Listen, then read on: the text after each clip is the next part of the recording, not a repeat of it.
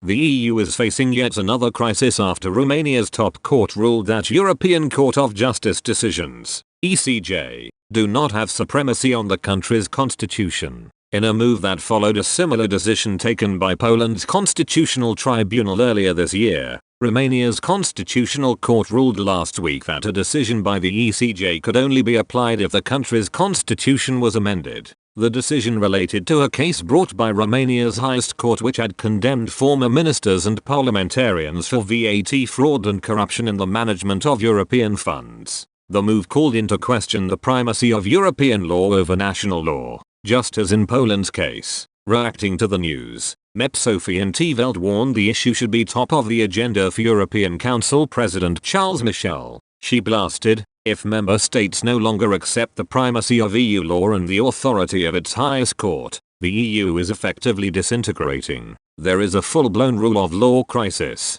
yet the European Council continues to duck the issue. It should be on top of the agenda." In October, Poland's Constitutional Tribunal ruled that parts of European Union treaties were incompatible with its constitution. Poland argues that the European Union is overstepping its mandate and, in a Financial Times interview published in October, the ruling Nationalist Law and Justice Party's PiS Prime Minister, Mateusz Morawiecki, accused the European Commission of holding a gun to our head. The Polish leader warned the EU Commission was at risk of starting a third world war by making demands on the rule of law. He added, "What is going to happen if the European Commission will start the third world war? If they start the third world war, we are going to defend our rights with any weapons which are at our disposal." The Commission later decided to deny the country the advance payment for its recovery funds. European Commission Vice President Valdis Dombrovskis said earlier this month, "The approval work is ongoing.